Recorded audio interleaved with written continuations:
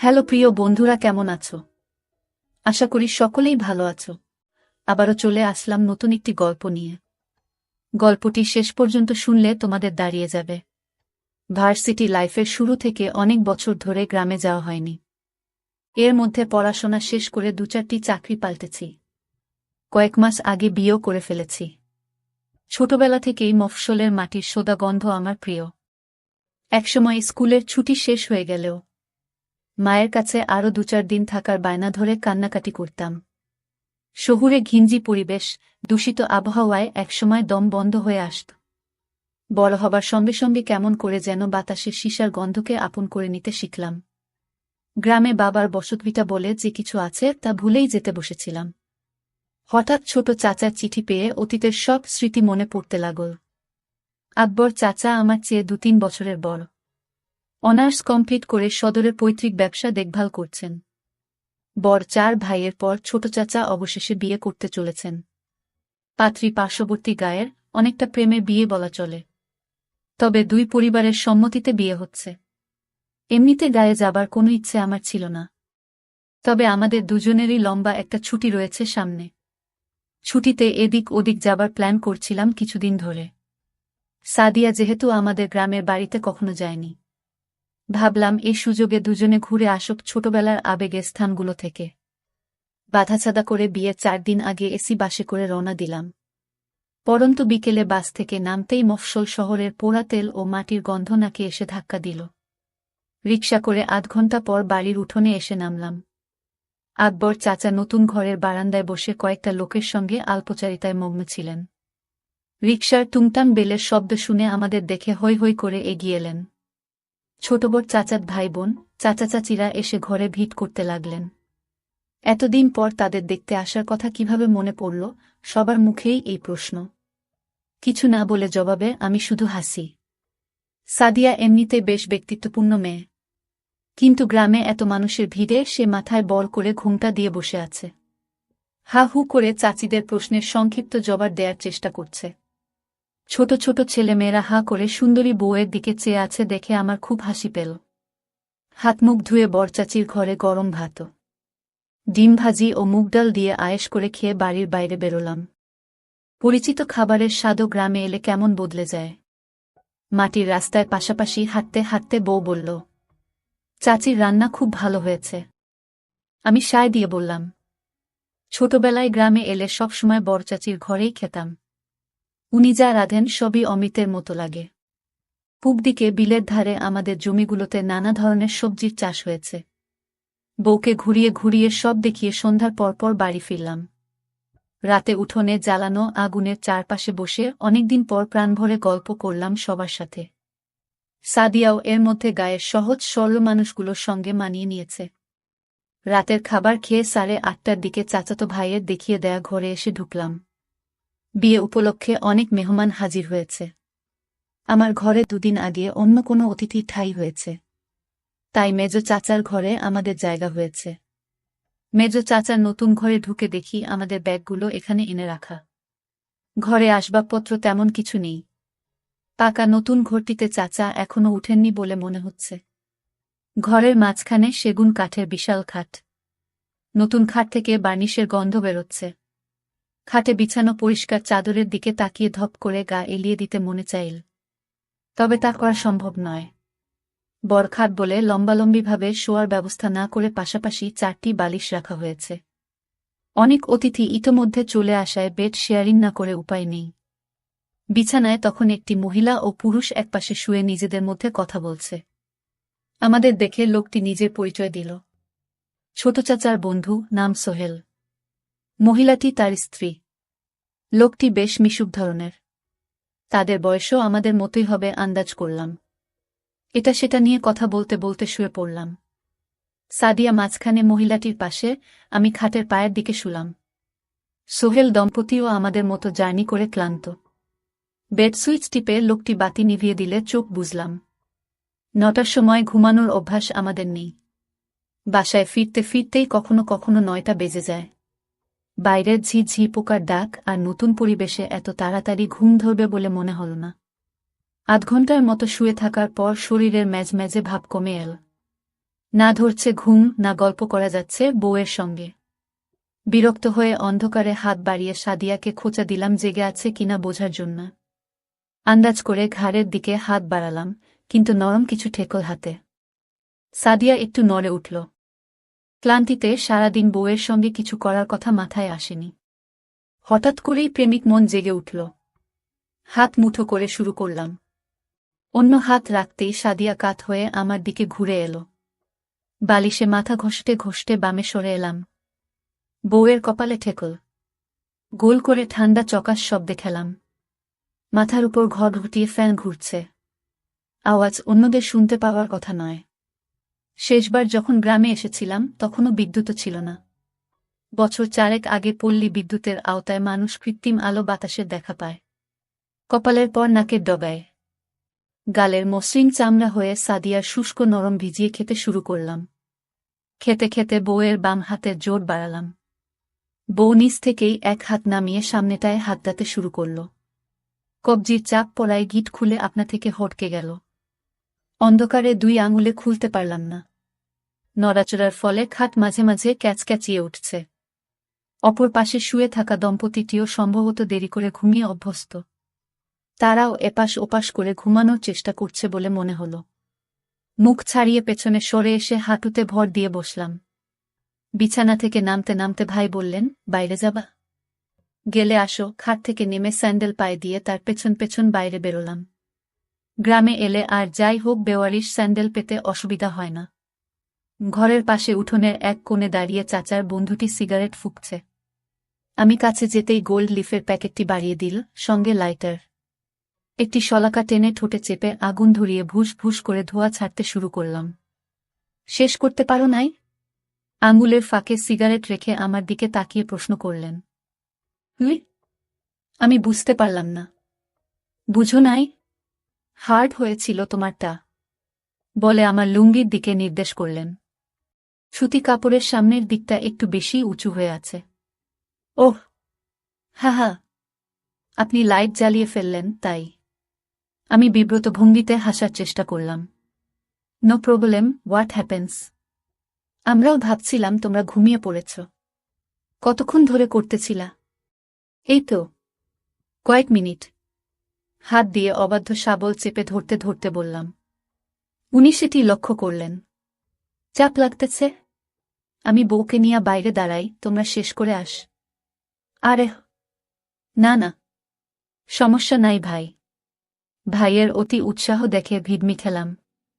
আচ্ছা, সারা রাত তো বাকিই আছে।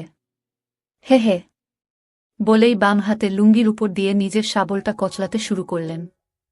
ফ্রেশ হয়ে আসা দরকার, বলে পশ্চিম দিকের অন্ধকারে হারিয়ে গেলেন। শুধু সিগারেটের আগুনের ছোট্ট বিন্দুটি চোখে পড়ছে। সোহেল ভাই ফিরে আসার পর অনেকক্ষণ ধরে আধো অন্ধকার উঠোনে দাঁড়িয়ে আলাপ চলল। উনি চট্টগ্রামে একটি বহুজাতিক কোম্পানিতে চাকরি করেন। আকবর চাচা চট্টগ্রাম বিশ্ববিদ্যালয়ে পড়ালেখা করার সময় তার সাথে পরিচয় হয়। বাবা মা ঢাকায় থাকেন, উনি পড়াশোনা শেষ করে চট্টগ্রামেই চাকরি নিয়েছেন। আমাদের মতোই 6-7 মাস আগে বিয়ে করেছেন। তবে আমাদেরটি প্রেমের বিয়ে হলেও তাদেরটি পারিবারিকভাবে হয়েছে। সোহেল ভাই আমাদের চেয়ে কয়েক বছরের বড়, তবে উনার স্ত্রী আমার চেয়ে বয়সে ছোট। কথা বলতে বলতে দুজন বেশ সহজ হয়ে এলাম। কেউই কিছুক্ষণ আগে বিব্রতকর পরিস্থিতির কথা আর তুললাম না। সিগারেট শেষ করে বাথরুম হয়ে কলের ঠান্ডা পানিতে হাত মুখ ধুয়ে নিলাম। সোহেল ভাই বললেন, ওরা হয়তো লজ্জা পেয়ে আসছে না। আমার হাতে সিগারেটের প্যাকেট আর লাইটার দিয়ে ভেতরে গিয়ে নিজের স্ত্রী আর সাদিয়াকে ডেকে নিয়ে এলেন। বিরাট উঠানের চারপাশের সব চাচাদের আলাদা আলাদা ঘর।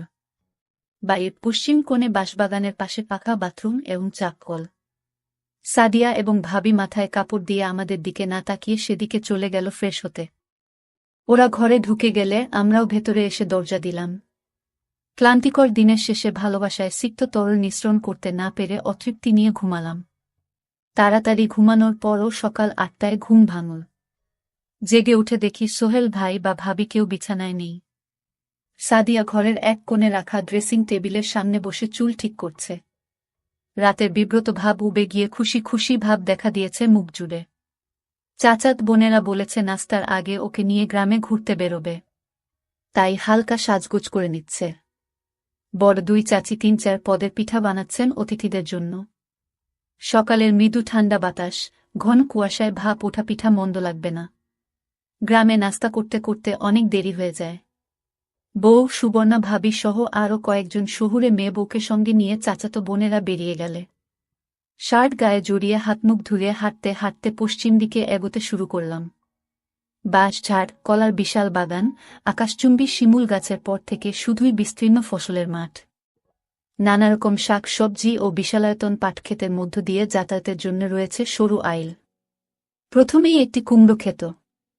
এখানে এসে হাঁটা থামিয়ে সামনে পেছনে খুব মনোযোগ দিয়ে লক্ষ্য করলাম, কেউ নেই। মিনিট ৫ পর দ্রুত পায়ে কারো আসার শব্দ পেলাম।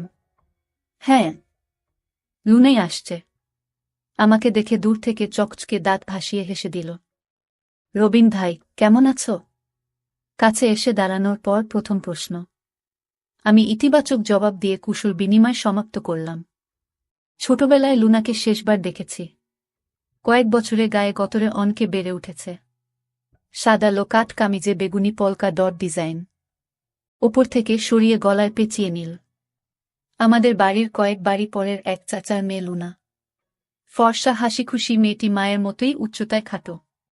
পড়ালেখার কথা জিজ্ঞেস করায় বলল, আগামীবার এইচএসসি দেবে। ১ মাস পর টেস্ট পরীক্ষা। কথা বলতে বলতে লুনা আইল ধরে সামনে এগিয়ে চলল, আমি পেছন পেছন।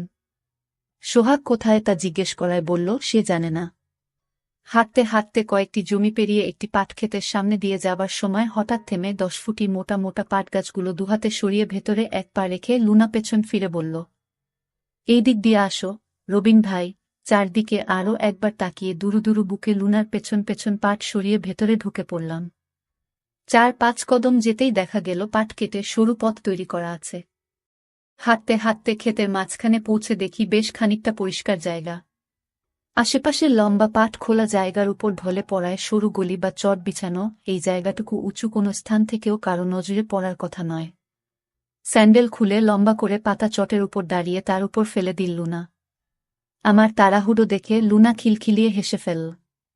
আমি যে খুব একটা পাগল মানুষ তা নয়, কিন্তু গ্রামে এলেই পুরানো বন্ধুবান্ধবদের সঙ্গে দেখা হয়ে যায়। কাল রাতে সোহাগের সঙ্গে দেখা হলো কয়েক বছর পর। দেখা হবার পর থেকেই মেয়ে মানুষ নিয়ে রসালো সব গল্প করতে শুরু করল। গ্রামে সবসময় ২-৪টে মেয়ে থাকে যারা একটু সাহসী হয়। পুটিয়ে ফেলতে পারলে এদের নিয়ে মন ভরে। শহুরে কোনো ব্যান আমি গ্রীষ্মের ছুটি পেলেই গ্রামে চলে আসতাম। সারাদিন বনে বাদারে ঘোরাঘুরি, কাঁচা পাকা নানান জাতের ফল খাওয়া আর কাছের দূরের চাচাত ভাই বন্ধুদের সঙ্গে ঘুরে বেড়ানোই ছিল কাজ। কাঠফাটা গরমে বাড়ির পূবপাশে নদীতে ছেলেরা সাঁতরে বেড়ায়। আমি পাড়ে বসে মগ দিয়ে পানি ঢেলে গোসল করি। সেবার সাঁতার শিখব বলে জেদ চেপে গেল। জিন্স প্যান্ট আর গেঞ্জি গায়ে পানিতে নেমেই হাবুডুবু খেলাম। বন্ধুরা বলল এরকম ভারী কাপড় চোপড় নিয়ে সাঁতার কাটা যাবে না, এসব খুলে পানিতে নামতে হবে। ছেলেরা সবাই লুঙ্গি গুটিয়ে কাঁচা বেঁধে সাঁতার কাটে। লুঙ্গি পরার অভ্যাস আমার ছিল না।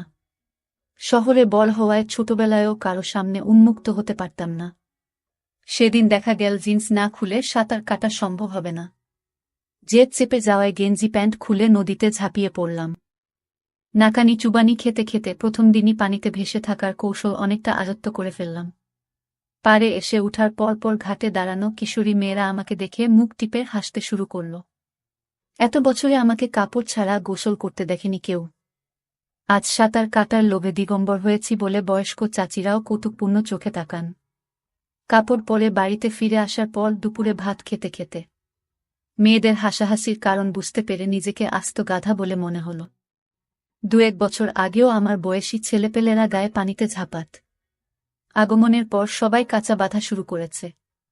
আমি সেটি খেয়াল না করে লোমে ঘেরা চিমসানো মেয়েদের সামনে পড়ায় তারা এভাবে হেসেছে। খাওয়া দাওয়া যেমনই বর চাচির ঘরে করতাম।